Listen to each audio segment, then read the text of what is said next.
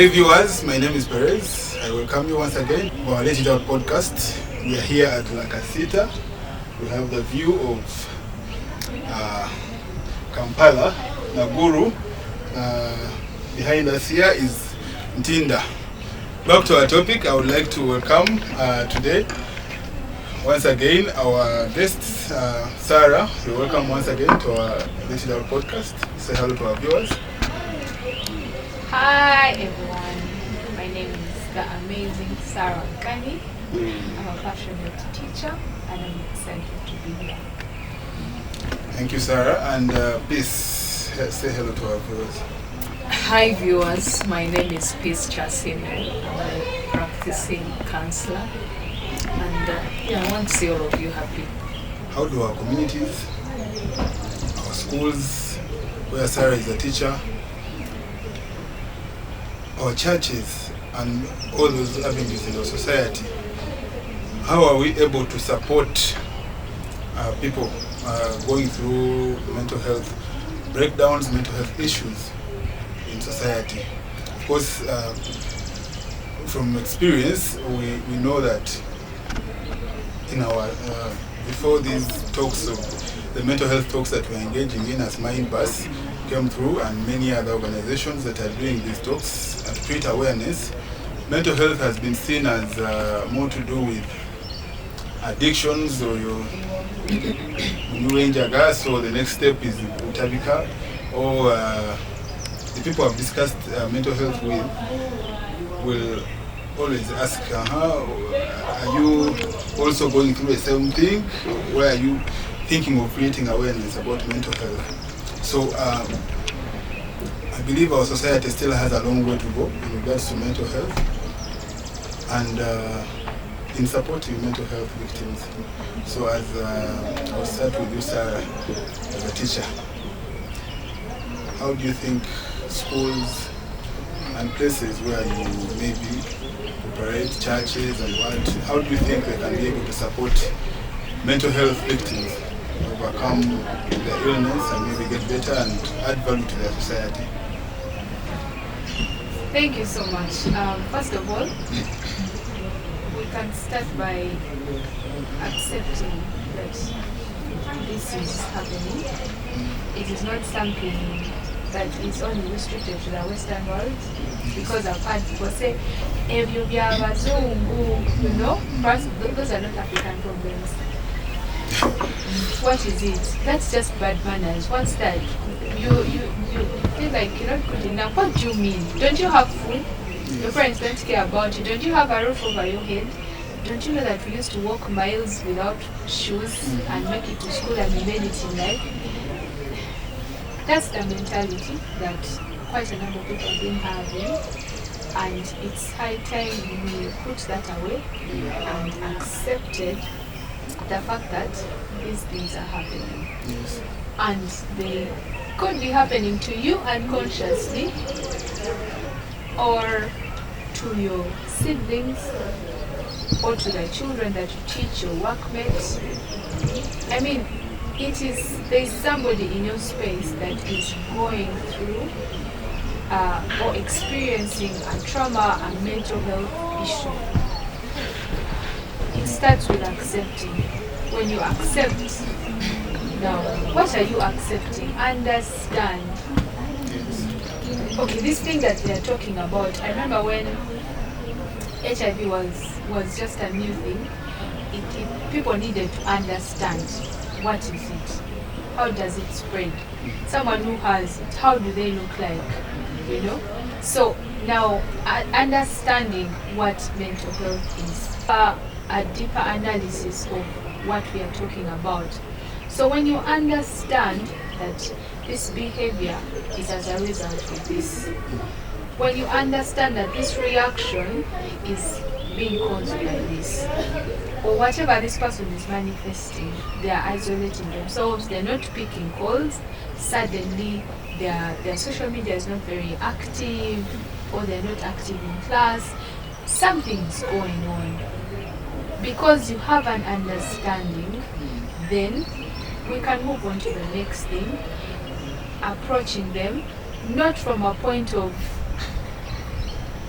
an I don't care attitude, not from a point of stigmatizing them, but just making them feel like it's okay for us to talk about it.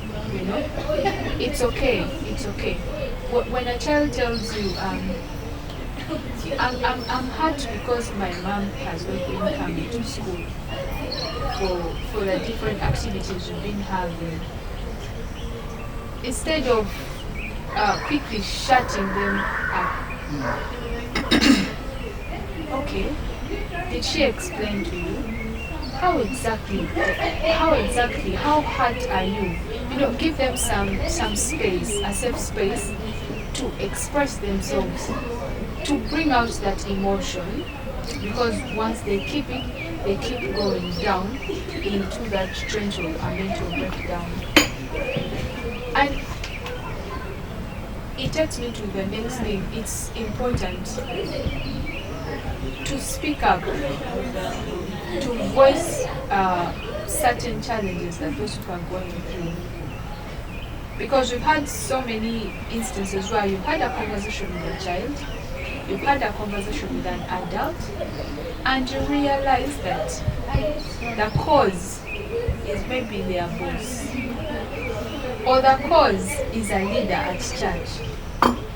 The cause is a highly respected leader in government, or a parent that is untouchable. Now, if you do not voice, if you do not stand up for this person, because at this point this person feels like they are weak, they are at a disadvantage, they feel like no one believes them. By the time they speak to you, yes, they are vulnerable, and nobody, maybe they have tried. If you're a mother and it is the husband, are you going to defend and enable that behavior that is impacting negatively on the children or on the community around you? What exactly are you going to do about it? That's why we can support people who are dealing with mental health issues by voicing. Maybe we have people sharing different audios on social media. We've now seen reports in the news of a father doing so many terrible things to the children, of leaders doing different things to the people they lead or members of the community, and this has affected the mental health of those specific people. Speaking up creates an awareness, and it's a step to action. Thank you, sir. Before speaking up, I think the avenues like schools, families are also important. They are the first point at which, they're the ones that help identify when there is an issue to do with mental health. Because these are the people that you engage with every day. You're able to tell that this person is not fine, this person is going through something, and we believe, apart from before where you want to support, we should be able to help these people identify when they are going through a situation that needs to be handled. Yeah, and maybe this can come in on that, in a professional point of view. But before that, maybe I would want you to talk about why people fear to come out and accept that they have a problem. Why is it hard for someone to accept that they need help? As a counselor, what have you faced in that direction?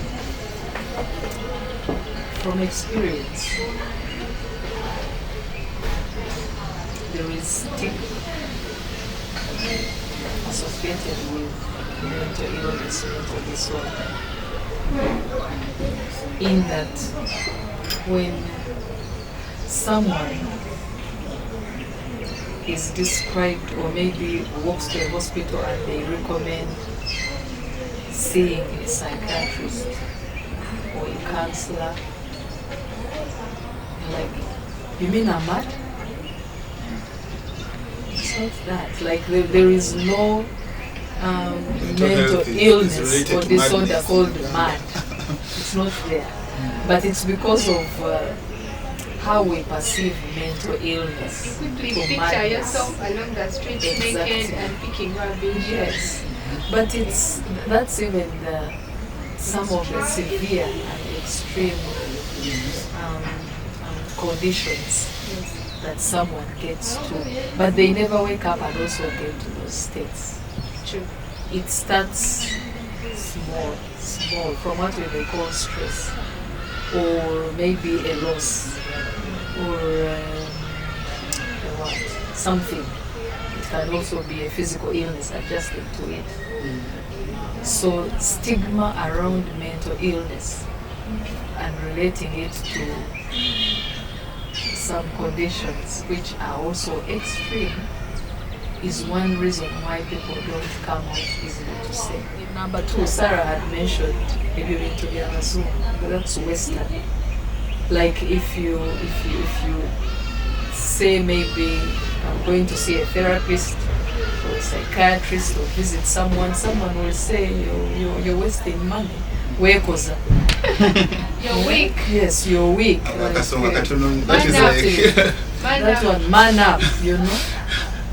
And this is how someone will also like feel. So maybe yeah, am I weak? And you want to internally handle the situation. It is growing because if the stressor is not dealt with, it doesn't take away the stress. It is instead coupled with many other challenges. Right now we have, economic challenges to meet needs. That alone coupled with whatever has made you weak makes the stressor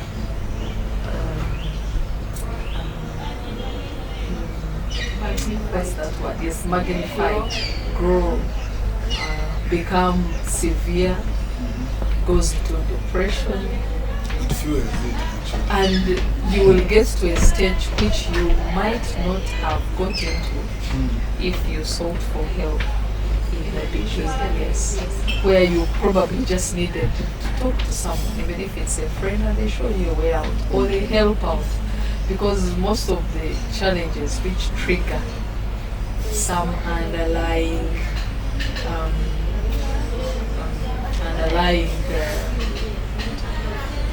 mental health conditions are like things to do with meeting certain needs. You're challenged, so you don't sleep, you become irritable, you maybe resort to unhealthy ways of getting money, which they also, end you up into, like that cycle. Sometimes it's about relationships. Sometimes it's about challenged as parents, as something gone bad. These are things that you could talk with a trusted friend, and they do not progress to severe mental illnesses. Another thing is also among families especially, we want to protect the image of the family name. of the family. Then we shall do anything to protect that one. So if I have grown up in such a family where I know anything that threatens the image of the family will not be tolerated. I will not speak out how I have a challenge, how I am, I need help, I need this. Or if someone is beginning to use a substance as a soother, as a stress reliever, they won't say it because you can't say that our family is too holy. I mean, we are church leaders, we should be models. How will society hear that? Bastard's child. Yes. Smoking. Exactly. Yes. So I will not come out to say if I am from a family that fights so much to protect their image.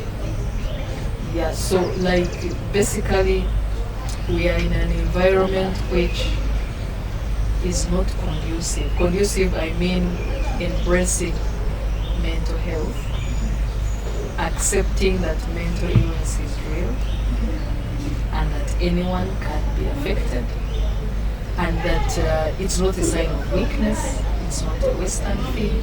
So we create an environment which is like,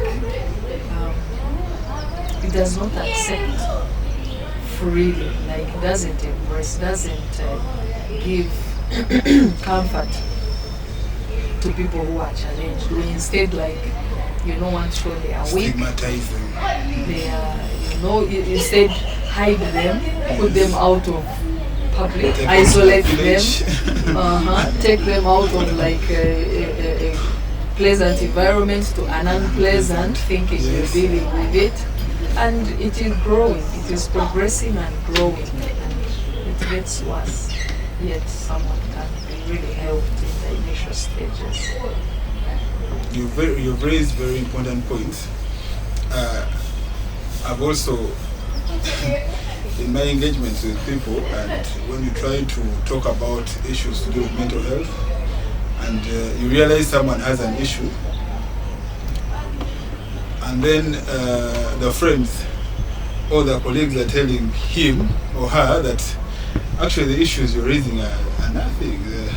There are bigger issues to have, So, but like we discussed maybe in our earlier episodes, people who face stress or stressors at different levels. People have different ways of coping and different degrees under which they can manage their stress. So what you call as small might be too huge for someone. And in society, this is what they call as big. In Uganda today, financial issues are if you have those are problems. But if you have a problem coping with something, a problem failing to sleep. If you told someone that I'm failing to sleep, they will actually, they will wonder what are you, if you're finding. Or they will maybe quickly tell you what tablet to take. They will prescribe for you what tablet. Issues to do with appetite, your loss of appetite and what, those are minor. And yet in mental health, those are serious issues. Because you're ungrateful. How can you say you don't have you have food, when there are people who are starving. So I think we have a long way to go as a country in that area, though we have taken some steps, and I'm glad about that. Our organization, as Mindbus, is also doing what we can to create this awareness and involve other organizations. We are ready to partner with other organizations to reach out and share this information to people to create this awareness. Before I go to Sarah, I raised to you the issue of how, as a counselor, how do you think families or societies in which people live can help these people suffering from mental illness cope and maybe seek treatment, get help them through? How do you think, what ways? Bearing in mind that the family is the smallest unit, Yes. where all of us start from, but it's also like your backup, your last resort, a place where at least you spend most of your time. Not with And, our work situations currently we spend. Okay, I also call that family because somehow, yes, Okay. work families, because you also spend actually now most of the time is at work, and then next is your family. To start with, it really depends also on my personality. I mean the person who is affected. Because for me to be supported. I need to be open to support, not being defensive, resistant, and arrogant. Because that's at least a challenge I have seen, that families are willing to help. They approach me and others with a challenge of someone, but none of them is willing to confront them. But before confrontation, to show them that there is a problem. So, if the individual is an open one, a family can show them what they are observing. Yeah, so when an individual is open to feel, the family can tell them what they observe. Because most times when we are disturbed, we behave in ways that we may not notice is affecting the other people. We may not notice that we have changed from our usual, which is acceptable, to sometimes unacceptable, as described by society or families. So you can communicate, like, noticing ABCD. When you give this room to this person, they can be able to open up about what's happening to them, or they can be in check of themselves. That alone is like the beginning of supporting someone get back to their feet. But most importantly, for families, we need to show love, not be judgmental. We judge too much.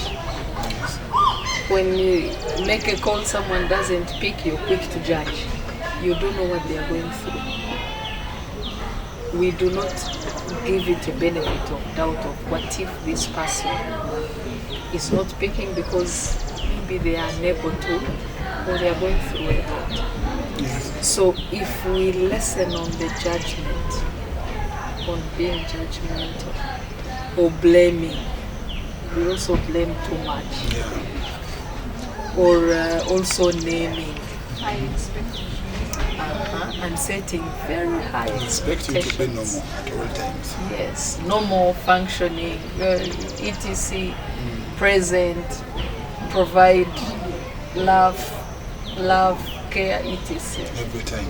Every time. It's not always the same, because that will be it. Look, I won't open up to you if you judge me. I won't open up to you if all you do is blame me for ABCD. But if you were still showed care and provided a safe place I mean like an environment which is like accepting me at my weakest and at my strong points, I will be able to open up. I will be able to tell like what is happening within me, and that is always the beginning of healing. Once someone can open up, it may not be even a profession, but if they can open up to lessen on the negative energy that they are feeling at a certain moment, it is the beginning of healing. If you realize, the one they have opened up to, if you realize that you're also stuck, or maybe you need a third person, a professional or someone experienced through life,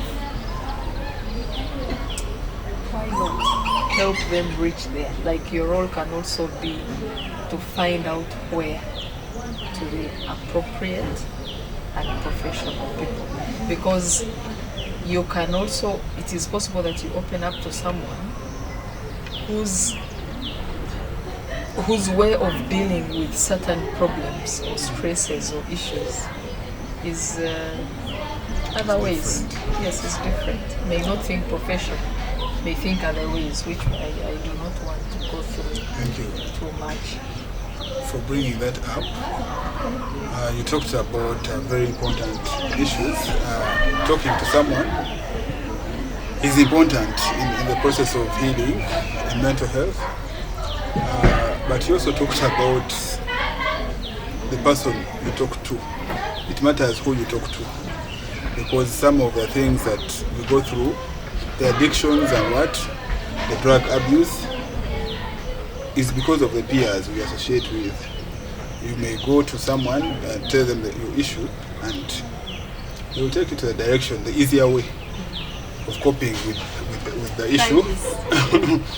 They'll give you a stick to try. So it's also important to know whom to talk to. So maybe to bring in Sarah on this, how do you identify, one, how do you identify whom to talk to, and two, I don't know if I should let you first answer that, but also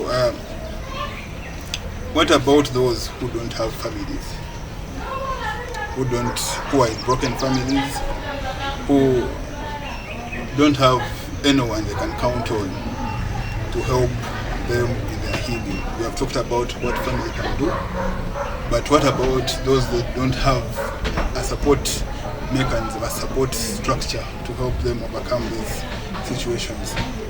What advice, what can you tell them? Wow. I know. The one who wrote in the whatever, I am the stone that was rejected and what? What about? Yeah.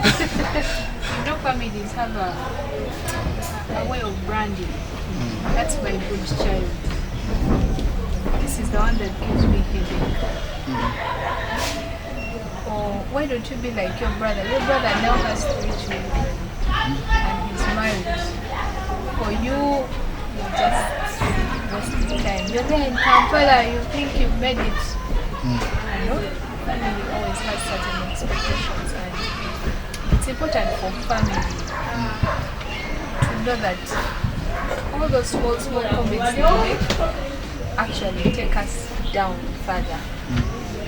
They take us down further, and you find it's not safe. There are things that my parents don't know that I have never done.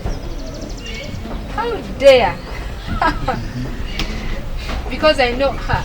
If they find out the way Chiboko will do Chiboko, even at this age, there are parents who are like that. At your age. Yes, there are some parents, They will look for age you. doesn't matter. You are my child, you are my child. And if they don't physically beat you, their words will beat you. Yes. And definitely, the thing of having no one to talk to, it's not only limited to those who don't have families. There are those who have families, but you can't talk to your mom, you can't talk to your dad. You look through all your siblings and they will just be laughing at you, or they sort of think you're going through some crisis. They don't take you what? Seriously. That's why we have organizations like Mindbus. A safe space. When you come to Mindbus, we will give you that guidance. We will direct you to the right people. There are also, in hospitals, there are counselors. Peace is a counselor. In different facilities, there are those people that you can talk to. In school spaces, some schools have counselors, some schools do not have counselors. But when you scan around the teachers as a student, not necessarily the teacher that teaches your class, there could be someone among all the staff members who can listen to you. Because like you said, some people need to be accepted, but accepting them starts with listening. So if you're coming to me and you're going cuckoo, you're going crazy, stressing you, things are stressing you, and I am not listening, that means I haven't accepted. I don't understand you. Just listening with non-verbal, just nodding their head. I understand. You know? When they start crying, you give them the hanky. Bam. Okay. That must be so hard. You don't need, it's not that you need to have lots of experience, the right words, that vocabulary, and the medication to give them, but just being there. Presence is very important. And that someone in school can help. There is definitely someone you can talk to in a school space for a child. You can start by talking to the teacher, your class teacher. If something is going on that you don't understand, your parents, some things are going on at home, and every time you're in school, it's making you uncomfortable. Get that teacher during break time and say, but teacher, this and this is happening. And every time I see this happening, I see my parents fighting. Or my dad is saying certain words that are too harsh. I feel this way and it's growing. That's why when so and so stepped on me, I also say this. How can I manage this? What is going on? You know? And being a teacher, if you can't manage that information, I mean, if you don't know what to do with that information, they are counselors. They could be in the school setting or outside the school setting.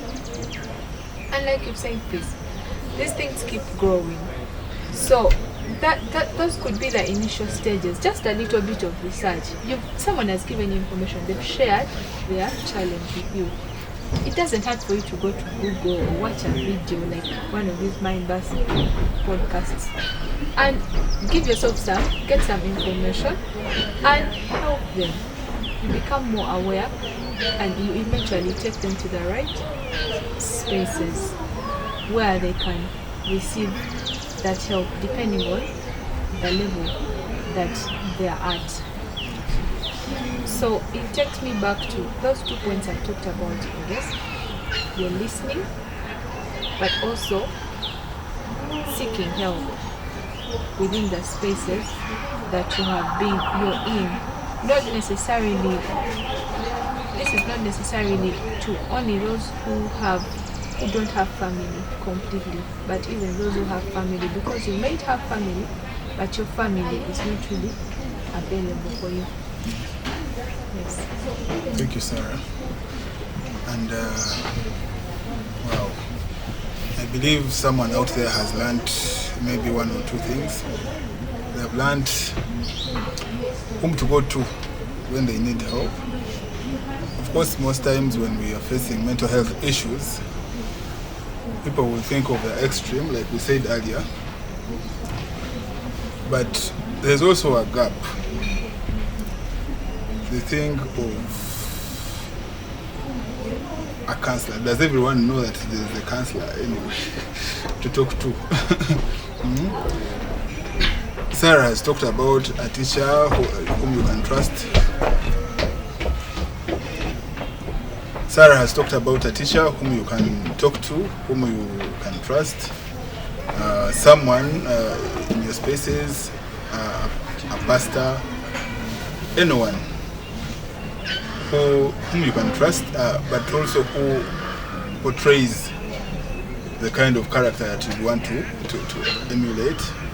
Not everyone that you go to or you say that you can trust. Of course, most of the things that children face in schools, the pregnancies, the early pregnancies from their teachers, is because they trust their teachers. And in the end, that relationship between the teacher and the children ends into a pregnancy. So that's why I brought up that question of how you know someone you can trust. Because in our society lately, and in society generally, internationally, people are no longer, the people you can trust are very few. Okay, let me just say something right there. For example, I am at my age, my old young age, I want to talk to someone. I am at the university, and maybe I want to talk to the lecturer, but I'm a bit hesitant. Or I want to talk to the warden, but I'm a bit hesitant. I look for a neutral space. Where are we having that conversation? Now, when you're dealing with a mental health issue, you should also be aware of the environment. Like you have said, we are living in a world that is corrupted. People have different motives.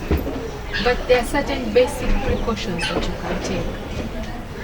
For example, if you're talking to your teacher, talk to the teacher during break time in a place where other kids are there but they're not very close. You get that? Not waiting for everyone to go home, then you're in the classroom with them alone.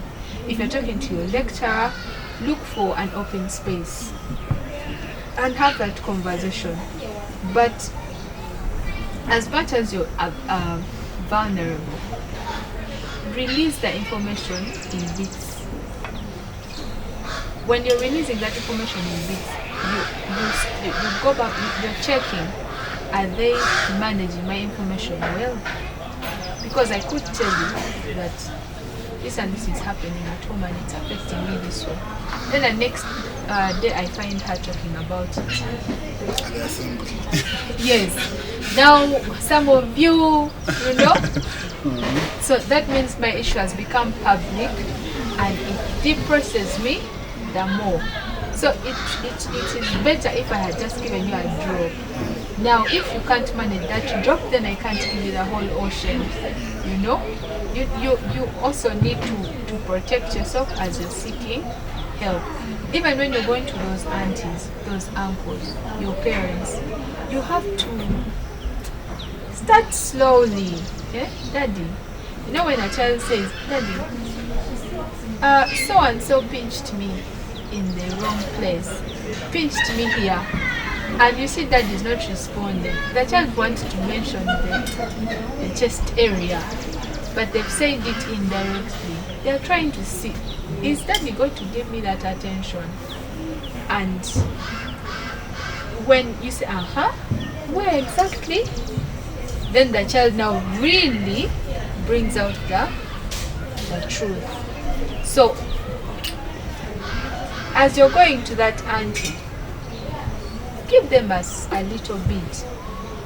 Because if you may give them all the information, and before you know it, the clan has been called and you've been disrespectful. How dare you accuse your dad? How dare you accuse your mom?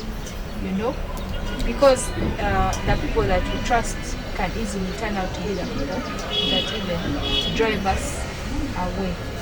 Yes. Thank you, sir. Yes. In the same spirit about like what she was talking about, how people out there are able to trust a counselor with their information, and I don't know how I can bring it. How do they trust? How do they identify the counselor they can trust or they can go to, and be sure that their information will be treated, and the challenges that we have currently with mental health, and not only mental health, they cut across most of the diseases that bring out an issue with stigma. People fear to come out. So as we're concluding this, we would want to know why should people trust a counselor, for example, to come out and share information with them? Where should they find a counselor? And what do they hope for when they go to a counselor? That's a very good question. But I would like to first show our viewers that it's not easy to trust someone. It's not. But trust is built over time. And at least at a certain age, even children have someone they trust. someone who you run to at your weakest, that's the person you trust. Someone will have someone. For those who don't have human beings, like they rejected someone or someone who has been discriminated, isolated, at least they will have like a friend or God for some. Like if you can be able to talk about something, it is enough like to release some negative energies. But developing trust in someone you open up to, in this case a counselor, is okay. By profession, I am mandated to keep confidentiality of all information that a client gives, save for other cases, especially where there is risk or threat to life. A counselor is someone like neutral, because our fears of opening up to someone are usually they will tell someone else about me. They might judge me. They might blame me. They won't understand. So a professional counselor who has been trained, you do not judge. You understand. You don't blame. You seek to find a way out. Like, it is not my role to blame. You know, there are reasons why. So we rather explore that Really happened, so. than going into pinning you, disciplining, etc. Because you're trying to find a place where you will be accepted with your condition, with your state. So someone who is trained in this is neutral. They don't know your relatives unless you want to introduce or disclose them. They don't know your workplace, that they might say something there and affects your work. They don't know your church leaders or members or friends who will blame you. So it is like a place where I don't know any other person apart from you. And what you open up to me, where will I take it? And I mean, if I have had 10 people, really, will I go on like searching for their circles to talk about them? It's not easy. So like at least there, you know the information you have will not end up with your family. Because Sarah said there are things her parents up to now don't know she did. The same applies to the food. Yes. True, like there are Did things. you recover from them? There are things, many things, Yes. which we get involved in, which I get involved in, which I do. And I wouldn't want person X to know, person Y to know. So if I trust it with you, it's not like I was weak to tell the others. Yes. So don't tell them. But now with the cancer, like I can't do that. I mean, it's also like a busy Yes. profession to have to now go telling others. And then I won't blame, I will understand, because we are trying to find ways to make you better, not to harm you the more. However, it is a challenge that seeking professional help is usually the last resort for many people. There are many ways people first get involved into to deal with something before finally seeking professional help. If those other ways work out, well and good, because the goal is healing. The goal is happiness. The goal is having a serene mind, being stable, that you can function and be productive as an individual, but also to the community. So if they work well and good, but in most cases they do not. For some, mental illnesses. They don't. Instead, they progress. And then by the time someone is seeking help, it is severe. In some cases, Yeah, in most cases, the initial treatment modalities that are administered or maybe sought or done in most cases do not work if it is a mental illness. And by the time they are coming to seek professional help, it's like in severe condition. Like I don't want to say too late, but some conditions become chronic, yet they could have been managed in their mild stages, treated early. So that is a challenge, but I would like to encourage everyone here. Like, if you are in a state where you're not the usual, you're not sleeping well, there is something bothering you most of the time of the day and night, it's affecting your relationships, you're irritable. In relationships, I mean work, I mean friends, I mean intimate relationships, etc. Please look out. Mind Bus is here. We have provided like contacts of how you can get to seek professional help. And then from there, you can know other ways to explore for you to heal. I think that in your closing remarks. yes. I think that in this era, in relation to medicine, we can't see a doctor once in a while. There are certain checks that you're supposed to do, maybe on a yearly basis, once a year, or on a monthly basis, depending on different things. But if you're generally a healthy person, there are certain tests that you're advised to keep doing just to check if you haven't caught this or caught that. And the same applies to mental health. Just like a doctor is relevant in our daily lives, a counselor is relevant. We don't have to wait. We should have a financial advisor who is really good at finances, not just a casual friend. And invest in that for your finances to grow. We should have a doctor. Your doctor, the one you go and pay your money and consult over certain things. At the same time, just like have your Uber guy, border guy, have a counselor.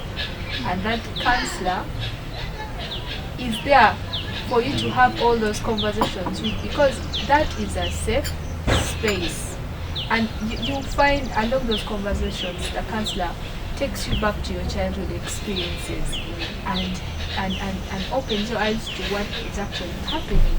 What you're doing to your children is going to result into what you went through, you know. They give you certain knowledge that is going to empower you to parent better, to do life better, to support your children better, so that at the end of the day, you don't go down that road where it is extreme and now you're in Butalica. And yet, if you had a monthly cup of coffee with your counselor, they keep tracking you. I feel like that is something that is really, really, really relevant, that we Ugandans, Africans, are not taking advantage of. We think it is okwekoza, maybe you're too rich, you have money to throw here and there, but the truth is you're the ones with the information. Yes, you might go, your teachers will help, your community will help, but they don't have that technical knowledge that is going to open your eyes to those triggers, open your eyes to certain indicators that, oh, this is actually leading to that. Because we see people who have harmed themselves, and just the other day they were having a conversation with someone and everything seemed fine. But if we are doing those monthly meetings with these counselors, definitely wouldn't have gone down that path. So I would just like to appeal to anyone watching out there. Get a personal counselor. It doesn't show that you're weak. It doesn't make you less of a man or less of a woman. It actually makes you better. Get that person who is more experienced than you and an expert in that area, and they'll be able to guide you better. And just like in a medical health, you have certain routines. Eat right, sleep right. When you eat vegetables and fruits, you'll be able to lead a healthy lifestyle. That same thing happens to your mental state. There are certain practices that you have to keep practicing in order for you to be in a good state, and a counselor is in the best position to guide you. Thank you, Sarah. Actually, eating right and sleeping right works for both the physical and the mental health. I want to close the podcast unless you have something to say, please. No, I just want to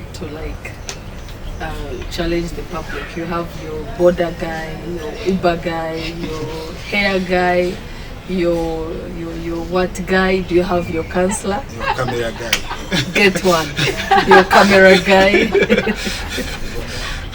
Your tomatoes guy. I One. know a guy. Yeah, so that guy, you also need to have the Counselor guy. Yes. Thank you, Peace and Sarah, for this fruitful discussion. I believe our viewers have gotten a wealth of experience from you too. And we call upon our viewers to continue watching our podcasts on our YouTube channel, Mindbus Health Support Uganda, following us on Facebook, Instagram, and in case you have stories and experiences you want to share with us, you can send us an email, info@mindbussupport.org, and we'll be ready to help and reach out and also advise you on how best you can handle your mental health issues. Mental health is very important. Like Sarah said, the people you see that smiling and everything, some of the signs of mental health are not the extreme that you look out for. You can actually be smiling today, or someone can be smiling today and the next day you hear they committed suicide. So unless you come out and speak to someone, you will not know where to go next. So thank you for coming.